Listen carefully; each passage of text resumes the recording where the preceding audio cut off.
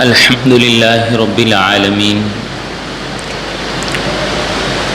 والصلاة والسلام على رسوله محمد وعلى آله وصحبه أجمعين. أما بعد، فقد قال الله تعالى في القرآن المجيد والفرقان الحميد: فأعوذ بالله من الشيطان الرجيم. بسم الله الرحمن الرحيم. ويستعجلونك بالعذاب ولن يخلف الله وعده. وقال الله تعالى: إن الذين آمنوا وعملوا الصالحات وتواصوا بالحق وتواصوا بالصبر. وقال الله تعالى: ألف لام ميم غلبت الروم. وقال الله تعالى: إذا جاء نصر الله والفتح. صدق الله العظيم. وقال النبي صلى الله عليه وسلم: ألا كلكم راع وكلكم مسؤول عن رعيته. وقال النبي صلى الله عليه وسلم: الكيس من دان نفسه وعمل لما بعد الموت، والعاجز من أتبع نفسه هواها وتمنى على الله، أو كما قال عليه الصلاة والسلام.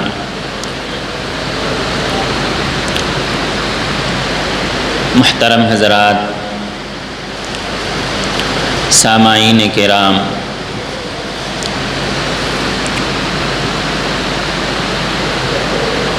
موجودہ حالات میں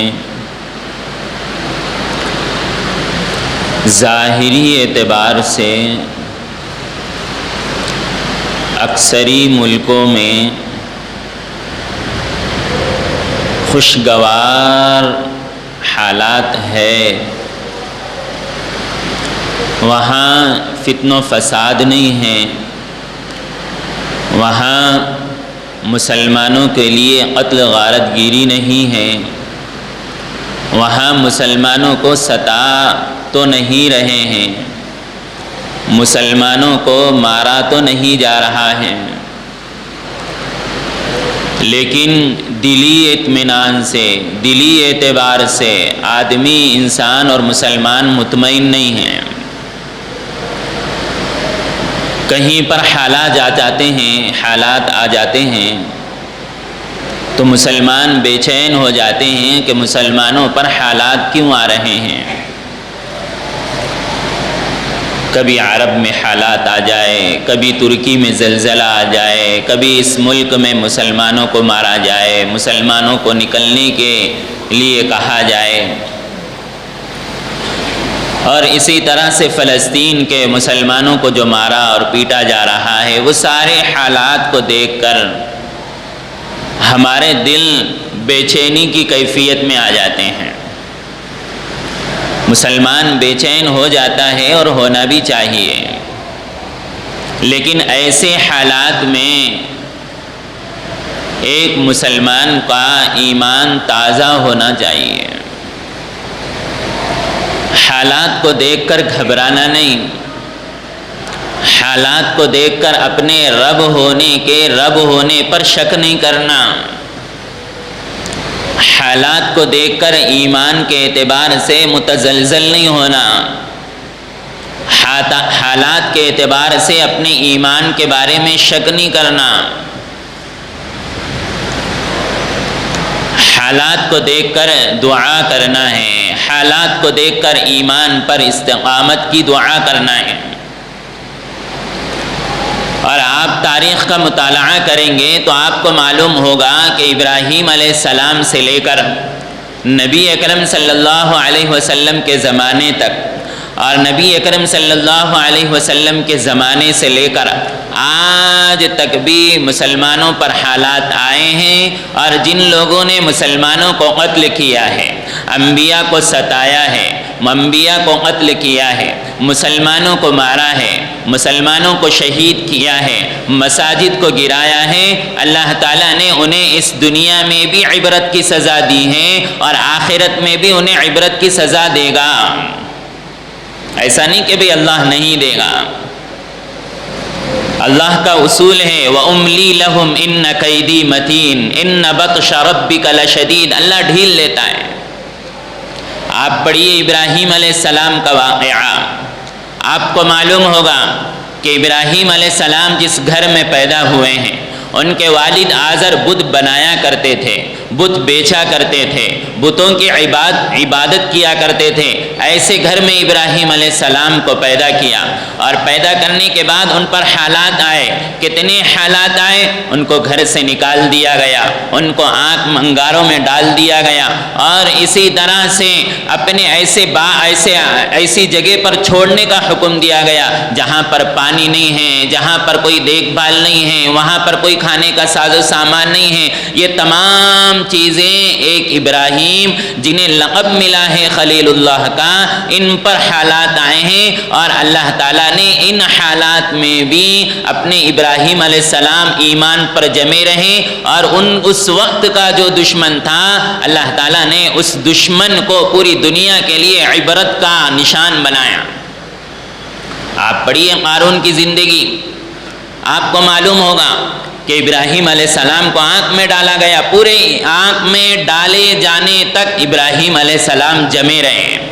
ایسا نہیں کہا کہ دیکھو مجھے آنکھ میں ڈالا جا رہا ہے، اب مجھے مت ڈالو، میں تمہارے معبودوں کے حوالے ہو جاؤں گا، میں تمہارے معبودوں کے تابع ہو جاؤں گا۔ نہیں، ابراہیم علیہ السلام آنکھ میں ڈالنے کے بعد جب انہوں تیار ہو گئے کہ میں آنکھ میں جانے تیار ہوں، اس کے وقت اللہ تعالیٰ کی مدد آئی اور اللہ نے کہا یا نار کونی بردا وسلاما علی ابراہیم۔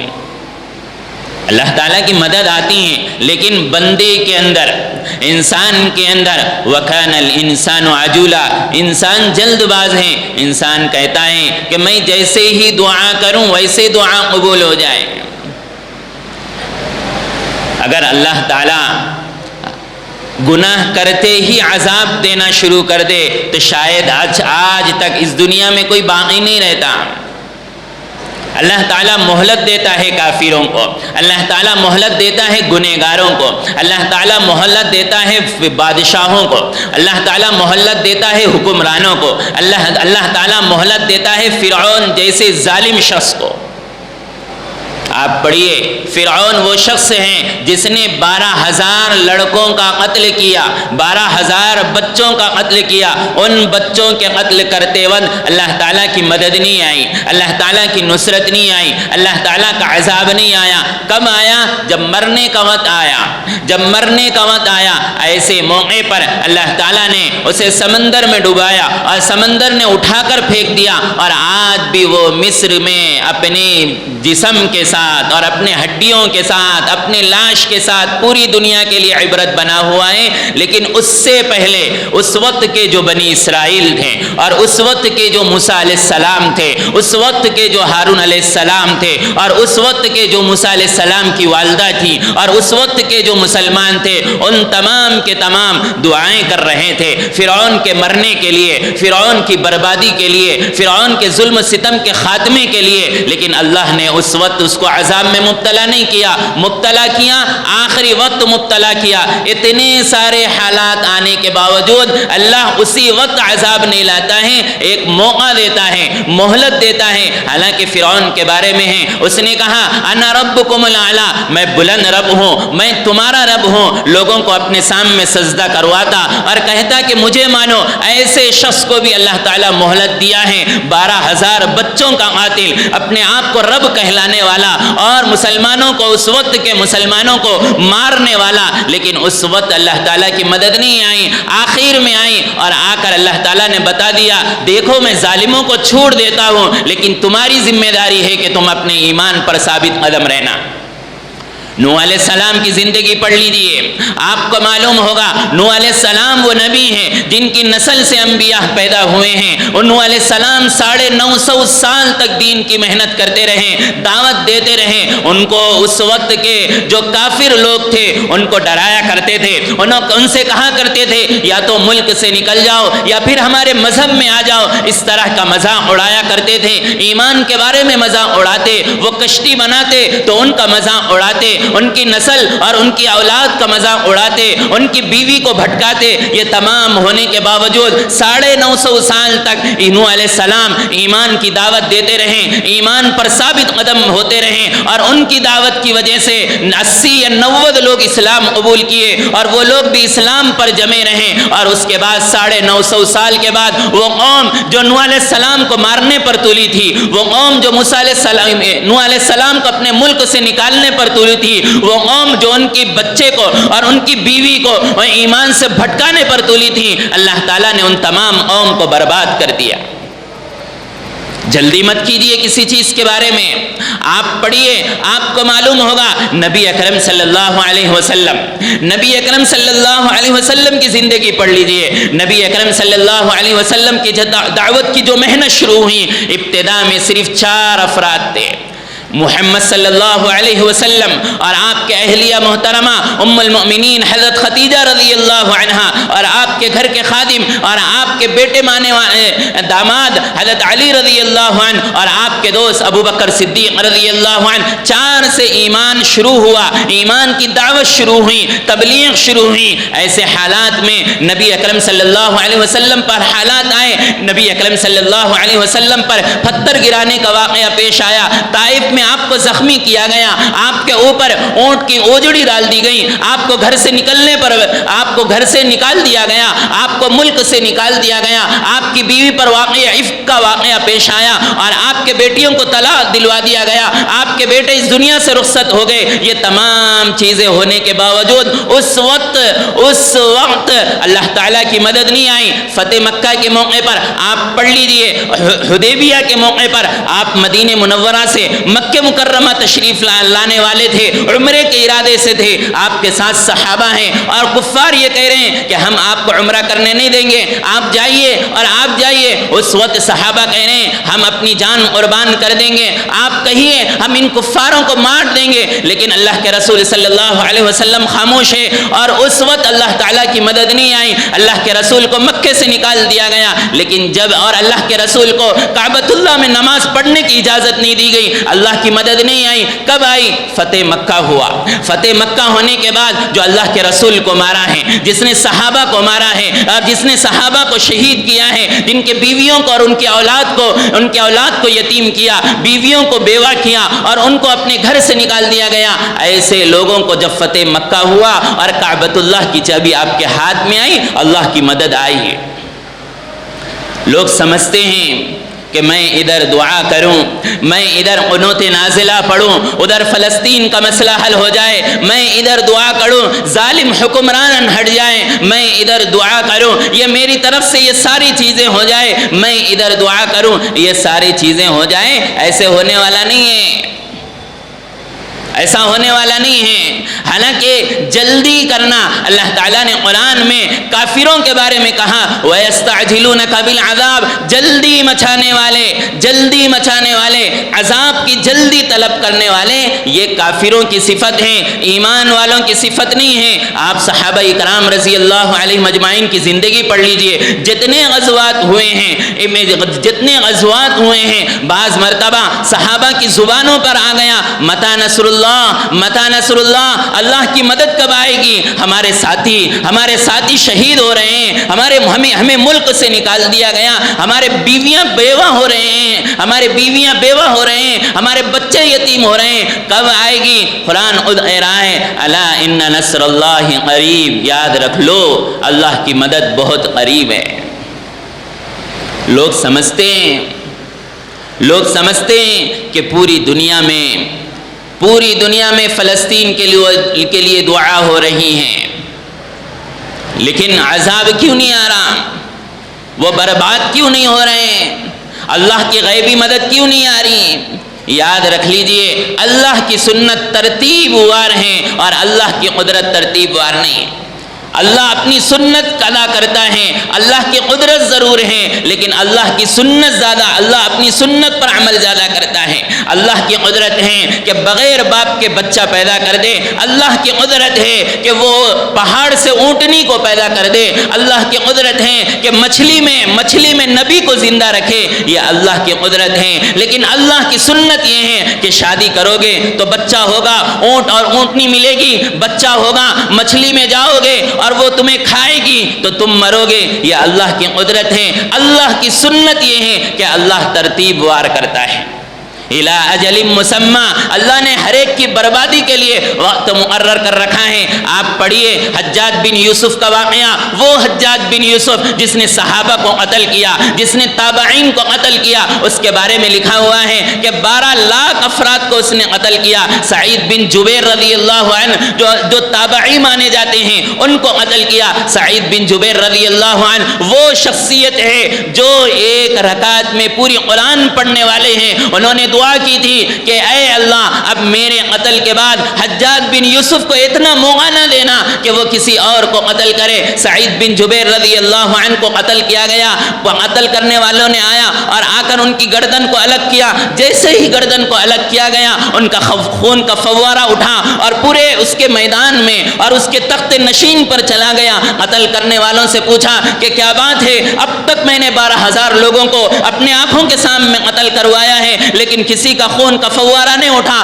سعید بن جبیر کے خون کا فوارہ اٹھ کر میرے کپڑوں پر اور میری جگہ پر آیا ہے۔ تو قتل کرنے والوں نے کہا کہ جو آدمی خوشی خوشی قتل ہوتا ہے، خوشی خوشی اپنی گردن کو کٹا لیتا ہے، خوشی خوشی سولی پر چڑھ جاتا ہے، اس کا خون جوش مارتا ہے۔ اور سعید بن جبیر اس قتل سے اپنی ذات سے خوش تھے، اس وجہ سے ان کا خون اچھلا۔ اس کے بعد کیا ہوا، حجاج بن یوسف کو ایک بیماری لاحق ہو گئی کہ وہ ایسا کہ پیٹ میں مڑوڑ پیدا ہوا، کوئی اس کے اندر سے بدبو شمار ہو گئی۔ حکیموں کو بلایا اور بلا کر کہا کہ کیا وجہ ہے کہ میں سوتا ہوں، جیسے ہی سوتا سعید بن جبیر میرے پاس آ جاتے اور جیسے ہی سوتا خواب میں ان کا دیدار ہو جاتا اور کہتے کہ تو نے مجھے کیوں قتل کیا، اور میں ڈر کر پھر اٹھ جاتا، مجھے رات میں نیند نہیں آ رہی ہے، دن میں پیٹ کا درد شروع ہوا۔ حکیمہ آئے اور آ کر انہوں نے اس زمانے میں اپنے علاج کے مطابق ایک گوشت کا ٹکڑا لیا اور اس کے منہ سے اس کے پیٹ میں اتارا اور پھر اس گوشت کے ٹکڑے کو نکالا، اور جیسے ہی نکالا اس گوشت کے ٹکڑے کے اندر اور اس گوشت کے ٹکڑے کو کیڑے لگے ہوئے تھے۔ اور ان حکیموں نے کہا کہ یہ دنیاوی بیماری نہیں ہے، یہ اخروی بیماری ہے اور تو اس بیماری ہی میں انتقال ہوگا۔ جب کسی نے خواب میں دیکھا حجاج بن یوسف کو کہ اللہ نے تیرے ساتھ کیا معاملہ کیا، تو اس نے کہا کہ میں نے جتنے لوگوں کو قتل کیا اس کے بارے میں مجھے ایک مرتبہ قتل کیا گیا، لیکن سعید بن جبیر کے بارے میں مجھے 70 مرتبہ قتل کیا گیا۔ دنیا دیکھتی ہیں، آپ پڑھیے عثمان غنی رضی اللہ عنہ، کون عثمان غنی جسے ذوالنورین کہا گیا، کون عثمان غنی جنہیں 2 داماد کا لقب رسول اللہ صلی اللہ علیہ وسلم نے ایک کے بعد دوسری مرتبہ اپنے دونوں بیٹیوں کو عثمان غنی رضی اللہ عنہ سے شادی کروائی۔ وہ عثمان غنی جس نے پرسانی حالت میں اپنے ایمان کے لیے اپنی جان اور اپنے مال کو قربان کر دیا۔ عثمان غنی رضی اللہ عنہ کی شہادت کا واقعہ پڑھیے، آپ کو معلوم ہوگا کہ اسوان اور حمران 2 شخصوں نے عثمان رضی اللہ عنہ کو قتل کیا، شہید کیا۔ آپ وہاں پر گئے اور جب شہید کا موقع ایک دن پہلے اللہ کے رسول صلی اللہ علیہ وسلم خواب میں آئے اور آ کر کہے کہ اے عثمان کل ہمارے ساتھ افطاری کرنا۔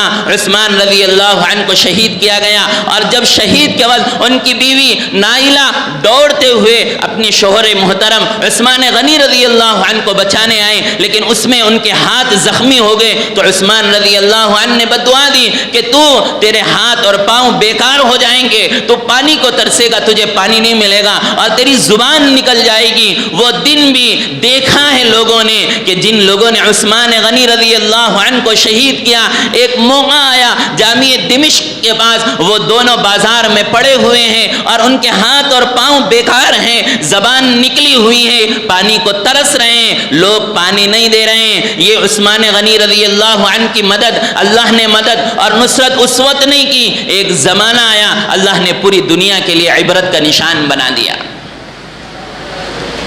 بولنے کا مقصود یہ کہ اللہ تعالیٰ مسلمانوں کی مدد کرتا ہے، اللہ تعالیٰ مسلمانوں کی مدد کرتا ہے، اللہ تعالیٰ مسلمانوں کی نصرت کرتا ہے، جو رسول اکرم صلی اللہ علیہ وسلم سے لے کر بلکہ آپ کے نام سے بھی اگر کوئی چھیڑ چھاڑ کرے گا، قرآن سے بھی کوئی چھیڑ چھاڑ کرے گا، علماء سے کوئی چھیڑ چھاڑ کرے گا، مساجد سے بھی اگر کوئی اس کو گرانے کی کوشش کرے گا، اللہ تعالیٰ ایک موقع ایسا لائے گا کہ وہ نبی کو ستانے کی وجہ سے مرنے سے پہلے اس کو موت میں دنیا میں عذاب ضرور دے گا۔ مساجدیں ہمارے حوالے ہوں گی، آپ پڑھ لیجئے ترکی میں جو مسجد صوفیہ کے نام سے جو ایک اپنے زمانے میں ایک بادشاہ نے بنایا تھا، جب بنایا لوگوں نے، جب ترکی میں وہاں پر مسلمانوں کو قتل عام کیا گیا، اس وقت اللہ کی مدد نہیں آئی، لوگوں نے اس کو چرچ بنایا، اس زمانے کے لوگوں نے اس کو اپنی ایک مندر بنائی، جب مسجد تھی، مسجد سے لوگوں نے مندر بنایا اور مندر سے پھر اس کے بعد لائبریری بنی، پھر آج یہ زمانہ ہے کہ آج وہاں پر لاکھوں لوگ مسلمان اپنی نماز ادا کر رہے ہیں، اللہ وہ مسجد ہمارے حوالے کرے گا، لیکن اسی وقت نہیں کرے گا، اللہ دیکھے گا ایسے حالات پر کون ایمان پر جمع ہوا ہوگا۔ حال ہی میں چند سال پہلے برما میں مسلمانوں کو قتل عام کیا گیا، 10 لاکھ مسلمانوں کو قتل عام کیا گیا، بچوں کو مارا گیا، مساجد کو گرایا گیا، اور وہاں پر ایسے جیل بنائے گئے جہاں مسلمانوں کو جتنی اذیتیں دی جاتی ہیں شاید کہ کسی اور ملک میں نہیں دی جاتی، لیکن جس وقت کی وزیر اعظم نے ان مسلمانوں کو قتل عام کروایا تھا، مسلمانوں کو مروایا تھا، بچوں کو شہید کیا تھا، آج کی تاریخ میں وہ جیل میں بند ہیں۔ لوگ سمجھتے ہیں کہ دعا ہو رہی ہے، لڑائی کیوں نہیں رک رہی ہے؟ لوگ سمجھتے ہیں کہ فلسطین پر اللہ کی مدد کیوں نہیں آ رہی؟ ہم دعا کرنے کے مکلف ہیں، ہم دعا کریں گے، ہم بد دعا کریں گے، اور اللہ کی ذات سے امید ہے۔ آج اگر ہم دیکھ لیں تو بہت خوشی کی بات ہے، ورنہ ایک زمانہ آج نہیں تو کل وہ زمانہ ضرور آئے گا کہ لوگ دیکھیں گے جس فلسطین کو جن ظالموں نے اور جن بچوں کی شہادتوں کو کر اور بچوں کو مار کر ہماری اس زمین کو لے رہے ہیں، ایک زمانہ آئے گا کسی نہ کسی طرح سے اللہ تعالیٰ وہ سرزمین ان مسلمانوں کے اور فلسطینوں کے حوالے ضرور کرے گا۔ اس کی مثال افغانستان کی لے لیجئے۔ افغانستان میں جب مسلمانوں کو مارا گیا اور یہی امریکہ اور یہی دشمنان اسلام افغانستان میں مسلمانوں کو قتل کرنے اور وہاں اسلامی لشکروں کو قتل کرنے اور اسلامی شریعت کو مٹانے، وہاں پر ہر طرح کے ہتھیار دینے تیار، بمباری کرنے تیار، ان کو ہر طرح کی مدد کرنے تیار، وہ زمانہ مسلمانوں نے دیکھا کہ وہاں مسلمانوں کو قتل عام کیا گیا، عراق میں قتل عام کیا گیا، افغانستان میں قتل عام کیا گیا، اللہ کی مدد نہیں آئی، لیکن آج وہ ملک جہاں پر مسلمانوں کو قتل کیا گیا، آج وہ ایسا ملک بنا ہوا ہے۔ اگر آپ اسلامی حکومت دیکھنا چاہتے ہیں تو آپ فلاں ملک کو چلے جائیے، آپ کو اسلامی حکومت ملے گی۔ اللہ دیتا ہے، اللہ کی مدد آتی ہے، اللہ ان ملکوں کو ضرور چھینے گا اور ذلت سے چھینے گا۔ افغانستان کی تاریخ پڑھ لیجیے آپ، ہماری بدبختی یہ ہے کہ ہم نے کسی کی تاریخ نہیں پڑھی، ہماری بدبختی یہ ہے کہ ہم نے کبھی نبی اکرم صلی اللہ علیہ وسلم کی سیرت نہیں پڑھی، ہماری بدبختی یہ ہے کہ ہم نے بابری مسجد کی تاریخ نہیں پڑھی۔ آپ پڑھ لیجئے بابری مسجد کو جن لوگوں نے شہید کروایا اور جن لوگوں نے گروایا اور جو لوگ گرانے میں شامل تھے، ان لوگوں کی تاریخ لکھی گئی ہے، وہ مرنے سے پہلے ایسی بیماریوں میں اور ایسی بلاؤں میں اور ایسی مصیبتوں میں مبتلا تھے۔ ان لوگوں نے خود کہا کہ یہ جتنی بیماریاں مجھے لاحق ہوئی ہیں اور جتنی پریشانیاں مجھ پر آ رہی ہیں، جتنی مصیبتیں نازل ہو رہی ہیں، یہ صرف بابری مسجد کو گرانے کی وجہ سے ہو رہی ہیں۔ اللہ تعالیٰ دے گا، ضرور دے گا ان کافروں کا بدلہ۔ آپ ابو جہل کی زندگی پڑھ لیجئے، جس نے نبی اکرم صلی اللہ علیہ وسلم کو ستایا، نبی اکرم صلی اللہ علیہ وسلم کا مذاق اڑایا، نبی اکرم صلی اللہ علیہ وسلم کے مارنے پر تلا ہوا وہ ابو جہل جو اپنے زمانے میں طاقتور مانا جاتا تھا، وہ صرف چھوٹے بچوں کے ہاتھوں سے مارا گیا اور اس کی ذلت کے لیے یہی کافی ہے۔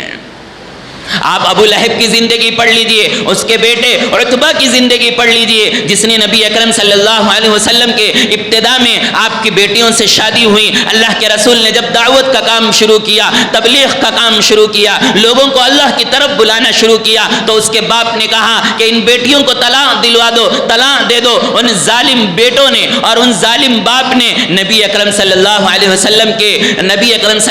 علیہ وسلم کے بیٹیوں کو طلاق دلوایا، تو اللہ کے رسول نے بددعا دی تھی، اے اللہ اس عتبہ کو اپنے کتوں میں سے کسی کتے کو اس کے اوپر سوار کر دے۔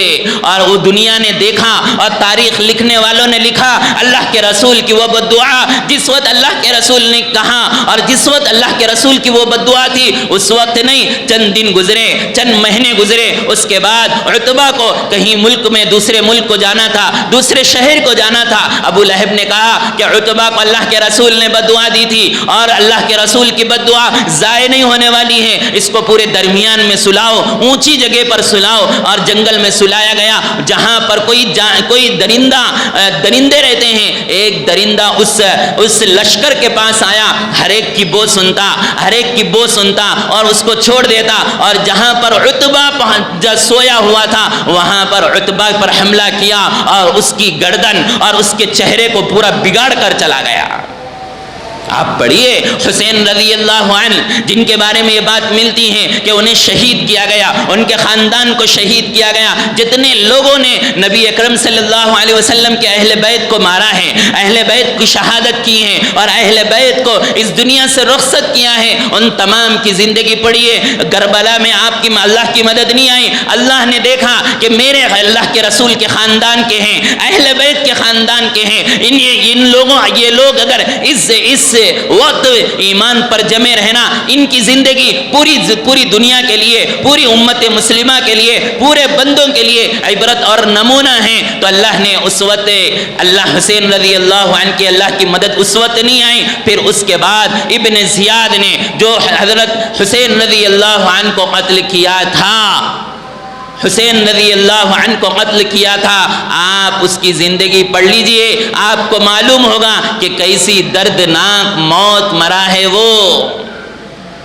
اللہ سب کو دیتا ہے، ہم سمجھتے ہیں کہ اللہ کی مدد آ جائے، فلسطین کے بچے بچ جائے، ہم چاہتے ہیں، ایسا نہیں کہ بھئی نہیں چاہتے ہیں، لیکن اللہ تعالیٰ ایسے موقع پر جہاں وہ فلسطین کے بچے شہید ہو رہے ہیں، فلسطین کی عورتیں بیوہ ہو رہی ہیں، وہاں کے مرد مرے جا رہے ہیں، اور صرف اس زمین کے لیے جہاں وہ عبرت ہمارے لیے بھی ہیں اور وہ خوشی کا ماحول ان کے لیے ہیں۔ کیا بچے ہیں کہ شہید کھیر رہے ہیں، کیا بچے ہیں کہ مرنے سے پہلے اپنا نام لکھ رہے ہیں، کیا بچے ہیں کہ زندگی میں آپریشن ہو رہا ہے، اچھی حالت میں آپریشن ہو رہا ہے اور زبان کی قرآن کی تلاوت ہے۔ یہ بچے ہمیں یہ کہہ رہے ہیں کہ دیکھو ہم اس سرزمین جو مسجد اقصیٰ ہے، جہاں پر انبیاء کی قبریں ہیں، جہاں انبیاء نے نماز ادا کی ہے، نبی اکرم صلی اللہ علیہ وسلم نے امامت کی ہے اور انہوں نے سلیمان علیہ السلام نے حکومت کی ہے، یہاں پر قرآن کی آیتیں اتری ہیں، قرآن کا تذکرہ قرآن کا تذکرہ ہماری اس جگہ پر ہے، ہم اس زمین کو چھوڑنے کے لیے تیار نہیں۔ آپ زمین کو چھوڑنا ہے چھوڑ دیجئے، لیکن آپ اپنے ایمان کو مت چھوڑیے، آپ اپنے ایمان کو مت چھوڑیے۔ آپ آ جائیے ہمارے اس ملک میں، آ جائیے ہمارے اس ملک میں، جو ہمارے اکابر علماء نے اس ملک کو بچانے کے لیے اور اس ملک سے انگریزوں کو بھگانے کے لیے کیوں قربانیاں دی ہیں، آپ پڑھ لیجئے۔ ان کا مقصد صرف یہی تھا کہ ملک میں جو یہودی یہاں پر آئے ہیں، انگریز جو یہاں پر آئے ہیں، یہ زمین تو جائے گی ہی جائے گی، یہاں سے مسلمانوں کا ایمان بھی جائے گا۔ اسی کے پیش نظر نظر پیش نظر علماء نے اپنی جانوں کو قربان کیا، اور ان کی قربانی آج اس ملک میں کام آ رہی ہے۔ آپ دیکھ لیجئے یہ ملک جتنا اسلام کی خدمت انجام دے رہا ہے، کعبۃ اللہ، مدینہ منورہ اور مسئلے فلسطین کو چھوڑ کر کوئی اور ملک نہیں دے رہا ہے۔ کیوں؟ اس لیے کہ ہمارے اکابر علماء نے قربانیاں دیے۔ بیج زمین میں جاتا ہے تو اس کا یہ مطلب نہیں ہے کہ یہ ختم ہونے والا ہے۔ بیج زمین میں جاتا ہے تو اس کا مطلب یہ ہے کہ ایک بیج گئی ہے، ہزاروں پھل لے کر آئے گی، ہزاروں پھول لے کر آئے گی، ہزاروں ایسی چیزیں لے کر آئے گی۔ لوگ دیکھتے ہوئے رہ جائیں گے کہ کاش ہم یہ نہیں کرتے تو شاید ایسا نہیں ہوتا۔ وجہ یہی ہے، ان کی قربانیاں ضائع نہیں ہوگی، ان کی قربانیاں ضائع نہیں ہوگی۔ اللہ آپ کو دکھائے گا، اللہ ہمیں نہیں تو ہماری نسل کو ضرور دکھائے گا کہ جو زمین یہ لوگ قبضہ کر رہے ہیں، ایک زمانہ آئے گا کہ زمین لا کر آپ کے ہاتھ میں کریں گے، اور ایسے ہی کریں گے جیسا یوسف علیہ السلام کی زندگی پڑھ لیجئے، آپ کو معلوم ہوگا یوسف علیہ السلام یعقوب علیہ السلام کے چہیتے بیٹے ہیں، اور اس زمانے میں ان کے لڑکے، انہی کے لڑکے حسد کی وجہ سے یوسف علیہ السلام کو کنویں میں ڈال دیا گیا۔ اللہ کی مدد نہیں آئی، یوسف علیہ السلام کنویں سے نکلے، بازاروں میں بیچ دیے گئے، اللہ کی مدد نہیں آئی۔ اللہ نے پھر ان کو محلات میں پہنچایا، پھر وہ محلات سے نکل کر جیل میں چلے گئے، پھر جیل سے نکل کر پھر اپنے ایک تخت نشین اللہ تعالیٰ نے ان کے قبضے میں اور ان کے ہاتھ میں کیا۔ پھر اس کے بعد جن لوگوں نے ان کو کنویں میں ڈالا وہی بھائی محتاج بن کر یوسف علیہ السلام کے سامنے آ گئے۔ اللہ نے ان تمام چیزوں میں کبھی اللہ کی مدد نہیں آئی،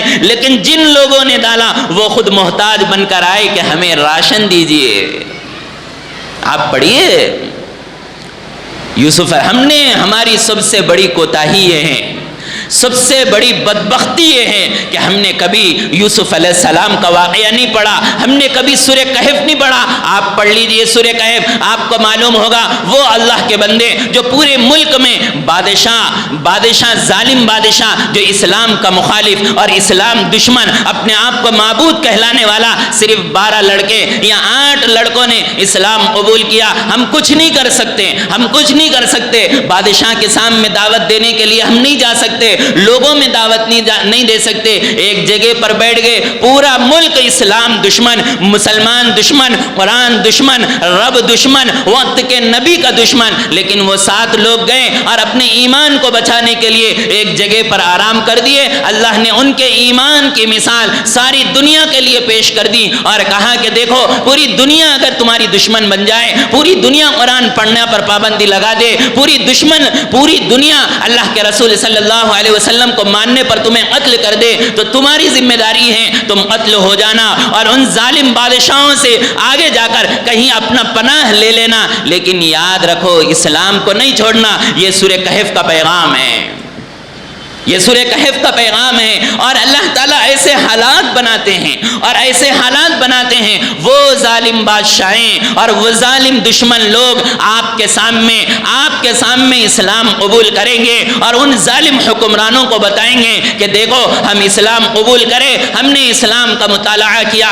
آپ پڑھیے موسیٰ علیہ السلام کا واقعہ، آپ کو معلوم ہوگا کہ اس زمانے میں جادوگروں کا زمانہ، اور فرعون نے رکھا کہ موسیٰ علیہ السلام جادوگر ہے، نیچے عصا ڈال دیتے ہیں، سانپ بن جاتا ہے، ہاتھ کو اٹھا دیتے ہیں، روشنی آ جاتی ہے۔ جادوگروں کا مقابلہ کیا گیا اور اس زمانے میں عید کا دن مقرر کیا گیا مقابلے کے لیے، اور اس وقت پورے لوگوں کو بلایا گیا۔ جادوگر جو اس زمانے میں جتنے بڑے بڑے جادوگر تھے ان تمام کو بلایا گیا اور موسیٰ علیہ السلام سے کہا کہ ان کا مقابلہ کرو، اور جادوگروں سے اس نے کہا کہ اگر تم موسیٰ علیہ السلام کو ہرا دیں گے تو میں تمہیں اپنا قریبی بنا لوں گا، اپنا دوست بنا لوں گا، تمہیں زمینیں اور تمہیں حکمرانی مسلط کروں گا۔ ان موسیٰ علیہ السلام اس زمانے میں ان فرعون جادوگروں کا مقابلہ ہوا، تمام لوگ دیکھ رہے ہیں کہ موسیٰ علیہ السلام ایک طرف ہیں اور یہ جادوگر ایک طرف ہے۔ ایسے موقع پر مقابلہ ہوا اور موسیٰ علیہ السلام جیت گئے، اور وہ جادوگر موسیٰ علیہ السلام کے سجدے میں اللہ کو مانتے ہوئے،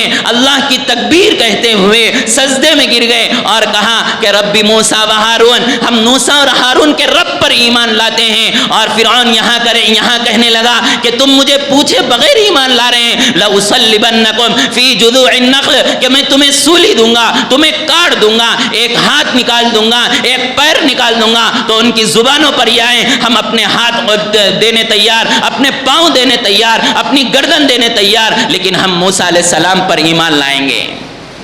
اللہ تعالیٰ بتائے گا, اللہ تعالیٰ ایسے حالات بنائے گا. اور وہی زمانہ چل رہا ہے. اب یہ ایسا دور ہے, اب ایسا دور ہے. بقول مولانا خلیل الرحمن بقول مولانا خالد سیف اللہ رحمانی صاحب دامت برکاتہم کے, اب دنیا میں کوئی مذہب باقی نہیں ہے سوائے اسلام کے. جتنے مذہب باقی ہیں صرف ان کے تہوار باقی ہیں, وہ اپنے مذہب کو فالو نہیں کر رہے ہیں. اسلام ایک ایسا مذہب ہے جن میں سے اکثر آبادی الحمدللہ کہیں نہ کہیں کتنا ہی صحیح اپنے مذہب پر عمل کرنے والی صرف مسلمان ایسی قوم ہیں. اور ظالم یہ چاہ رہا ہے کہ یہ لوگ بھی اتنی شریعت بھی چھوڑ دیں اور ہمارے مذہب پر اور ہمارے پیرو اور ہماری اتباع کرنے والے بن جائیں. لیکن ایسا ہونے والا نہیں ہے, ایسا ہونے والا نہیں ہے. اور یہ بھی یاد رکھ لیجئے, ہمارا زندہ رہنا ہی, ہماری داڑھی ہی, ہماری ٹوپی ہی, ہماری مساجد ہی, ہمارے مدارس ہی, ہمارے خانقاہ ہی ان کے حسد کی وجہ ہیں. اور یہ روزانہ مرتے ہیں. کیوں مر رہے ہیں؟ اس لیے کہ ہم زندہ ہیں. اور ہماری تمنا یہ ہے کہ ہم اگر اللہ کے راستے میں اور ان دشمنان اسلام کے ہاتھوں میں اور مساجد کو بچاتے ہوئے, مدارس کو بچاتے ہوئے اور ان زمین کو بچاتے ہوئے, علماء کی خدمت کرتے ہوئے, قرآن پڑھتے ہوئے اگر ہماری زندگی چلی جائے تو اس سے زیادہ اچھی موت کیا ہو سکتی ہے؟ اور موت تو آنا طے ہے. اگر اللہ مارنے پر آئے تو وہ لنگڑے مچھر سے مار سکتا ہے, اگر بچانے پر آئے تو وہ مکڑی سے بچا لے گا. اور کیا ہے اللہ نے, مارنے پر آئے تو اس نے مارا ہے ایک مچھر سے, اور بچانے پر آئے تو اللہ کے رسول صلی اللہ علیہ وسلم کو کس سے, مکڑی سے بچا لیا ہے. موت تو آنی ہے. ہم ڈرتے مرتے نہیں ہیں, ڈر کے مسلمانوں کو مرنا نہیں ہے. جب تک جئیں گے انشاءاللہ ایمان پر جئیں گے, جب تک جئیں گے مساجد کی حفاظت میں جئیں گے, جب تک جئیں گے ظالم حکمرانوں کے سامنے اپنے ایمان کا چرچا کر جئیں گے. آپ پڑھیے, فرعون کے سامنے ایک آدمی نے ایمان لایا اور جسے قرآن میں رجل مومن کہا, ایمان والا آدمی. کیوں ایمان والا آدمی کہا؟ کہ ایسی جگہ پر بول رہا ہے کہ سامنے فرعون بیٹھا ہوا ہے اور پورے دربانیاں اس فرعون کو سجدہ کرنے والے ہیں اور مشورہ چل رہا ہے کہ موسیٰ علیہ السلام کو کیسے قتل کر دیا جائے. مشورے میں ایک آدمی جس کے دل میں ایمان تھا وہ ٹھہر کر اس فرعون کو کہہ رہا ہے کہ اے فرعون, تو ایسے آدمی کو قتل کرنا چاہتا ہے. اس کا جرم صرف یہ ہے کہ وہ اپنے رب کو دعوت دے رہا ہے, اپنے رب کی طرف دعوت دے رہا ہے. ظالموں کے سامنے ہمارے ایمان والے بھائیوں نے کبھی جھکے نہیں. اپنی مساجد کے لیے ان لوگوں نے جانیں قربان کر دی, اور اللہ تعالیٰ ان کی قربانیوں کو ضائع نہیں کرے گا. ان اللہ لا یضیع اجر المحسنین, اچھے کام کرنے والوں کو اور شہداء کو اللہ تعالیٰ ضائع نہیں کرے گا. اس لیے ضرورت اس بات کی ہے کہ ہم اپنے ایمان پر مطمئن رہیں, اپنے اسلام پر مطمئن رہیں. یہ جو حالات ہیں فلسطین کے, چاہے حالات ہو, چاہے میرے ملک کے حالات ہو, چاہے سعودی عرب کی بے حیائی ہو, یہ تمام چیزیں دیکھتے ہوئے کبھی اپنے ایمان کے بارے میں شک نہیں کرنا کہ میں کون سے راستے میں ہوں, جس مذہب کو فالو کر رہا ہوں اس مذہب پر اتنے حالات آ رہے ہیں, چلو اس مذہب کو چھوڑ کر میں دوسرے مذہب کو کر لیتا ہوں. اور دیکھ لیا, زمانے نے دیکھ لیا کہ جن لڑکیوں نے اور جن مسلمان لڑکیوں نے صرف اس ڈر سے, طلاق کے ڈر سے, پردے کے ڈر سے, شریعت کے ڈر سے غیروں پر چلے گئے, وہ لوگ 1 سال سے زیادہ زندہ نہیں رہے. جس سے شادی کی ہے اسی نے اس کو قتل کر دیا, اسی کے خاندان نے اس کو قتل کر دیا, اسی کے خاندان والوں نے اسے مار ڈالا. کیوں؟ اس لیے کہ اس نے اسلام کو چھوڑا. غیروں کے پاس جاؤ گے وہاں بھی تمہیں سکون نہیں ملنے والا ہے. سکون ملے گا ہماری شریعت پر ملے گا، سکون ملے گا نمازوں میں ملے گا، سکون ملے گا شہادت پر ملے گا۔ آپ پڑھ لیجئے صحابہ کی زندگی کہ صحابہ قربان ہو رہے ہیں اور ان کی زبان پر ہے فزت برب الکعبہ، رب کعبہ کی قسم میں کامیاب ہو گیا۔ وہ کون سی کامیابی ہے؟ وہ آخرت کی کامیابی ہے، وہ ایمان پر جمے رہنے کی کامیابی ہے۔ ضرورت ہے اس بات کی کہ ہم جمے رہیں، حالات سے ڈرے نہیں، حالات سے اپنے ایمان کو شک اور تردد میں نہ ڈالیں کہ اب کیا ہوگا مسلمانوں کا، فلاں حکومت آ جائے گی کیا ہوگا، فلاں آگے تو کیا ہو جائے گا، مسلمان ان کے فلسطین کی زمین ان کے پاس چلے جائے گے تو کیا ہوگا۔ یاد رکھیے جتنی چیزیں گئی ہیں وہ ہمارے پاس آئی ہیں، اس کی زندہ مثال فتح مکہ ہے، اس کی زندہ مثال فلسطین کی خود تاریخ ہے، اس کی زندہ مثال یہ ملک ہے، اس کی زندہ مثال ترکی کی مساجد ہیں، اس کی زندہ مثال اندلس کے مدارس ہے، اس کی زندہ مثال افغانستان کی سرزمین ہے، اس کی زندہ مثال عراق کی وہ کتابیں ہیں جو ہمارے اکابر نے لکھی ہیں۔ اس لیے ہم کسی بھی اعتبار سے اپنے ایمان کے بارے میں حالات کی وجہ سے کبھی نہ ڈگمگائیں، کبھی نہ ڈگمگائیں۔ یہ کیا ہو رہا ہے، یہ کیا ہو رہا ہے، یہ کیا ہو رہا ہے۔ یہ جو کیفیت میرے ایمان کی بن گئی ہے اس کی واحد وجہ یہ ہے کہ ہم نے انبیاء کی اور صحابہ کی اور قرآن کے تراجم ہم نے نہیں پڑھے ہیں، جس کی وجہ سے یہ ساری کیفیت پیدا ہو رہی ہیں۔ اگر ہم یہ پڑھ لیتے تو شاید کسی مومن اور کسی مسلمان کے دل میں شک و تردد پیدا نہیں ہوتا، شک و تردد پیدا نہیں ہوتا۔ ہاں اسباب اختیار کرنا ضروری ہے، ہم یہ نہیں کہتے کہ بالکل چھوڑ دیا جائے، ہم یہ نہیں کہتے کہ دشمنوں کو چھوڑ دیا جائے، ہم یہ کہتے ہیں اسباب اختیار کرو۔ اسباب میں اختیار میں سب سے بڑی چیز ہمارے پاس دعا ہے۔ یہی وجہ ہے کہ ہمارے اکابر نے جب دعاؤں کی کتاب لکھی تو اس کا نام لکھا مومن کا ہتھیار۔ یہی وجہ ہے کہ اللہ کے رسول صلی اللہ علیہ وسلم کے جو غزوات میں گئے آپ نے وہ کرتا پہنا جو وہ کرتا پہنا جو لوہے کا بنا ہوا تھا۔ یہی وجہ ہے کہ صحابہ کرام رضی اللہ علیہ مجمعین اپنے ہتھیاروں کے ساتھ گئے۔ یہی وجہ ہے کہ میدان تک چل کر وہاں پر میدان میں پہنچے۔ یہی وجہ ہے کہ غزوہ خندق کھودا گیا۔ وجہ صرف یہ ہے کہ یہ اللہ کے رسول صلی اللہ علیہ وسلم نے اسباب کو بھی اختیار کیا اور دعاؤں کا بھی حکم دیا۔ ہمیں دو چیزیں کرنا ہیں، ہم دعا کریں گے، ہم ان لوگوں کے لیے دعا کریں گے جو اس دنیا سے رخصت ہو رہے ہیں، شہداء کی موت مر رہے ہیں، اور ہم اسباب بھی اختیار کریں گے۔ اسباب کیا ہیں؟ علماء کے پاس آئیے، میں پوچھیے علماء سے کہ میں کیا کر سکتا ہوں۔ اپنا مال لے کر میں حاضر ہوں، اپنی جان سے میں حاضر ہوں، میں اپنے سونے سے حاضر ہوں، میں اپنی زمین سے حاضر ہوں، مجھے بتائیے میں کیا کر سکتا ہوں۔ تو پھر آپ کو معلوم ہو جائے گا کہ علماء جواب دیں گے کہ موجودہ زمانے میں اپنا مال کا کیسا استعمال کرے، اپنی جان کا کیسے استعمال کرے، اپنی زمین کا کیسے استعمال کرے، اپنے بچوں کی کیسی تربیت کرے۔ آپ کو علماء بتائیں گے، لیکن ہماری مجبوری یہ ہے کہ ہم نے کبھی کسی عالم دین کے ہمارے شہر کے بڑے اکابر کے پاس پہنچ کر نہ ہم نے اپنا مال لے کر گئے، نہ ہم اپنی جان لے کر گئے، نہ اپنی اولاد کو لے کر گئے، نہ اپنی زندگی سنانے کے لیے لے کر گئے، نہ اپنی عورتوں کو ہم نے دین سکھایا، نہ اپنی عورتوں کو ہم نے دین سکھایا۔ ورنہ عورتوں کی قربانیوں کی ایک لمبی فہرست ہے۔ صرف میں ایک واقعہ بتاتا ہوں، برما کی تاریخ پڑھ لیجئے۔ برما میں ایک مسجد اتنی بڑی بنی ہوئی ہے جس میں مولانا پیر ذوالفقار صاحب دامت برکاتہم کا خطاب ہوا، جس میں لاکھوں لوگ آ سکتے ہیں، اور اس سرزمین اور اس مسجد کو صرف ایک رات میں مردوں اور عورتوں دونوں نے مل کر بنایا ہے۔ یہ قربانیاں ہیں ہماری۔ تو ہم کسی بھی اعتبار سے شک و شبے میں نہ جائے، شک و شبے میں نہ جائے۔ ڈر کر نہ جیے، ڈر کر جینے والا وہ تو روزانہ مرنے والا ہے۔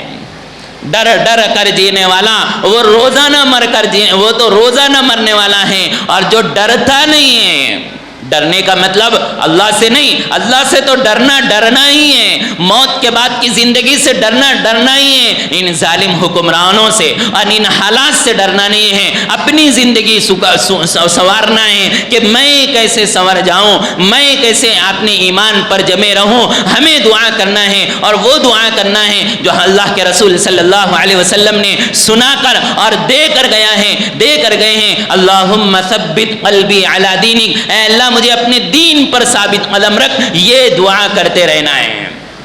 اس لیے ضرورت ہے ان تمام چیزوں کو ذہن میں رکھ کر اور ان تمام چیزوں کو پیش نظر رکھ کر یہ جو حالات آتے ہیں یہ ہمیں جگانے کے لیے آتے ہیں۔ جس طرح سے روڈ پر جو اسپیڈ بریکر آتا ہے وہ انسان کو جگانے کے لیے، سوئے ہوئے کو جگانے کے لیے، حالات سے نمٹنے کے لیے، اور اگر کوئی راستے میں آ گئے تو اس کو دیکھنے کے لیے وہ اسپیڈ بریکر لگایا جاتا ہے تاکہ آدمی جاگ جائے۔ اور اللہ تعالیٰ یہ حالات جو دیتے ہیں وجہ یہی ہے، دیکھو وہاں وہ حالات چل رہے ہیں، تم اپنے ایمان پر رہنا، تم اپنی زندگی ایمان پر سدھارنا۔ صرف اس وجہ سے یہ حالات آتے ہیں، ورنہ اللہ تعالیٰ ان حالات کو چٹکیوں میں ختم کر سکتا ہے، لیکن ان کے ایمان کو اور ہمارے ایمان کو اور ان عرب ممالک کو وہ عرب ممالک جتنا یہودی اور جتنا اسلام دشمن سے ڈر رہے ہیں، اگر وہ اتنا ہی اللہ سے ڈرنا شروع کر دیں تو ان کی آخرت سنور جائے گی۔ وہ مرنا نہیں چاہتے اور مرنے کی تمنا نہیں کرنے والا وہ کامل ایمان والا نہیں ہے۔ مرنے کی تمنا نہیں کرنے والا، تمنا کا مطلب یہ ہے کہ یہ کہا گیا ہے کہ جو آدمی مومن ہوتا ہے، جو پکا مسلمان ہوتا ہے، اس کی خواہش یہ ہوتی ہے میں جلد سے جلد اللہ کا دیدار کروں، میں جلد سے جلد نبی اکرم صلی اللہ علیہ وسلم کو دیکھوں، یہ خواہشات ہوتی ہیں۔ یہی وجہ ہے کہ حضرت بلال رضی اللہ عنہ کی وفات کا وقت قریب آیا، ان کی اہلیہ رونے لگی تو حضرت بلال رضی اللہ عنہ کہنے لگے کیوں رو رہی ہے اللہ کی بندی، اب میں اس دنیا سے جا رہا ہوں، دیکھوں گا حضور صلی اللہ علیہ وسلم کو، بہت دن ہو گیا نہیں دیکھ کر، میں دیکھوں گا فرشتوں کو، میں دیکھوں گا اللہ کو، میں دیکھوں گا جنت کو۔ کیوں؟ ایمان والے تھے تو جاتو خط خوشی ہو رہی ہیں، ایمان والے نہیں تھے تو پانی میں ڈوبتے ہوئے اللہ یاد آ رہے ہیں۔ اس لیے ہم اپنے ایمان پر جمے رہیں، اپنا تعلق علماء سے پیدا کریں، اپنا تعلق مدارس سے پیدا کریں، اپنا جو کچھ ہو سکتا ہے دعاؤں کے اعتبار سے وہ دعاؤں کا اہتمام کریں، اور جو اسباب اختیار کرنے کا علماء حکم دے رہے ہیں ان چیزوں کو اختیار کریں۔ اللہ سے دعا ہے کہ سنی ہوئی باتوں پر عمل کرنے کی توفیق نصیب فرمائیں۔ آمین۔ وآخر دعوانا الحمدللہ رب العالمین۔